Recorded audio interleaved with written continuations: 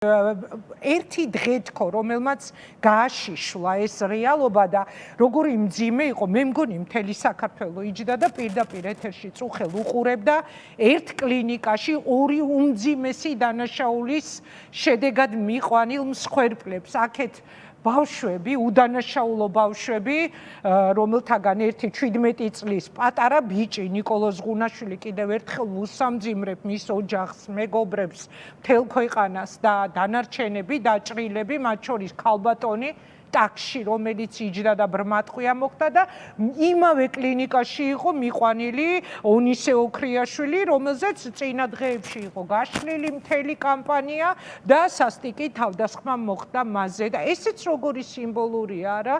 ესეც როგორ თვალნათლივ აჩვენებს ყველაფერს. ერთ კლინიკაში, ერთ ტერიტორიაზე ორი სივრცე იყო. გოტა, თქვენი სათქმელი რა არის? აი, ყველასთან ეს კითხვა მაქვს, რომ არ მოგატყუოთ რამე განსაკუთრებული კითხვა არც მაქვს.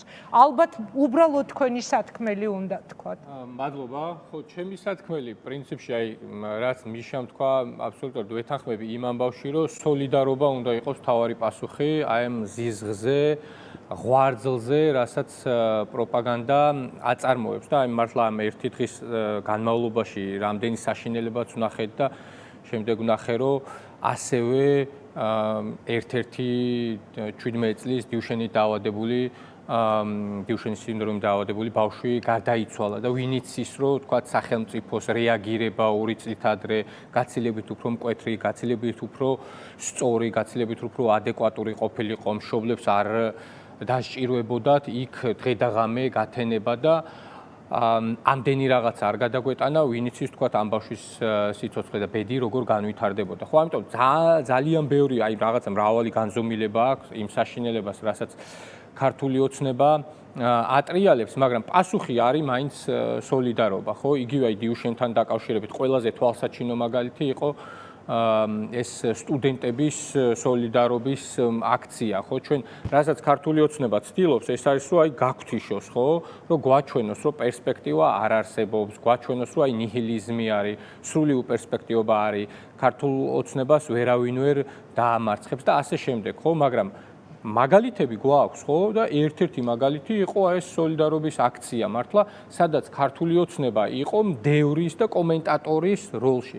ამიტომ ჩვენი ეხა მთავარი ამოცანა არის, რომ დღის წესრიგი შევქნათ ჩვენ და ამ დღის წესრიგზე გვიპასუხოს შემდეგ ქართულმა ოცნებამ, ხო? და ეს სოლიდარობაც, ხო, მათ შორის, ხო, აი ეს საერთოობის განცდის გათიშვას ცდილობს, ხო, ქართული ოცნება და ჩვენ აი მე ვეთანხმები, ეხა იქ კარგი რაღაც ახსენა მიშამ, რომ აი დღეს ჩვენ თქვათ აი კონკურენციაში არ ვართ შესულები და ვცდილობთ, რომ რაღაცა ეს საერთოობა ავაშენოთ და აქამდე ჩვენ ყოველთვის გვეუბნებოდნენ, რომ აი იქნებოდა ეს ჯანდაცვის სექტორში, განათლების სექტორში, მედიაშიც მათ შორის, რომ აი წამყვანი ყოველთვის არის ეს შეჯიბრობითობა, კონკურენცია, რეიტინგები, ასე შემდეგ, მაგრამ ჩვენი ხედვით, ხო, აი ჩვენ მემარცხენეობა, მემარჯვენეობაზე ვლაპარაკობდით, ჩვენი ხედვით, ხო, ალტერნატიული ხედვით, რომელიც თქვათ ამ ქვეყანაში დიდი ხანია, თქვათ, განდევნილი იყო და ყოველთვის თქვათ აი მემარცხენე პოლიტიკა ასოცირდებოდა საბჭოთა კავშირთან, თუმცა იქამდე იყო სოციალ-დემოკრატები და პირველი რესპუბლიკა, ჩვენი ხედვით სწორედ ეს არის, რომ ანუ აი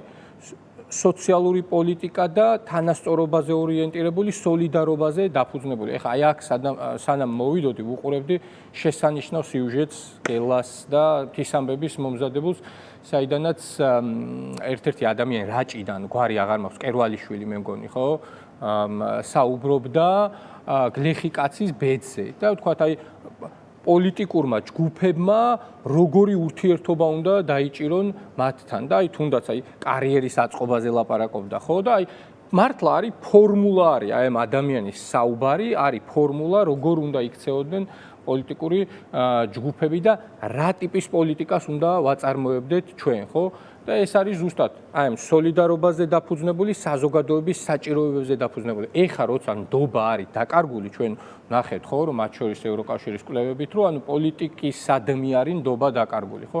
ჩვენც როცა რეგიონებში ჩავდივარ, გვეუბნებიან, რომ აი თქვენნაირი, რა ვიცი, 100 მოსულა და ყველას ერთი და იგივე უთქვამთ და არ გვჯერა. რატო უნდა დაგიჯეროთ? ხო, ეხლა როცა ვთქვათ იმედების ხოება გაგვიცნოს, თქვენ რატო უნდა და აი ამ დობის შენება როგორ ხდება? არის მათ შორის აი იმ სიუჟეტში შესანიშნავად აღწერილი და ეს არის მართლა აი ურთიერთობებით საზოგადოებასთან და მე მჯერა რომ ჩვენ მაინც შეგვწევს ძალა რომ აი ეს პროცესი შემოვატრიალოთ და ყოველ შემთხვევაში სხვა ვარიანტი სულ რომ არ შეგვწევდეს მორალურად სხვა ვარიანტი არ გვაქვს ხო ეხა ეუნისე არის მაგალითად ჩემი ძალიან ახლო მეგობარი მე არ მაქვს მორალური უფლება რომ ეს ამბავი დავივიწყო და თქვათ ან ემიგრაციაში წავიდე ან თქვათ რაღაცა სხვა გავაკეთო ხვალ ხო ამიტომ ეს ყველას ერთი მხრივ ვალდებულება არის და მეორე მხრივ რეალისტურიც არის რომ ჩვენ ქართული ოცნება შევცვალოთ და ბოლო რაღაცას ვიტყვი რომ ყველა ასეთი შემთხვევა ქართული ოცნებისთვის არის ბეწვის ხიდი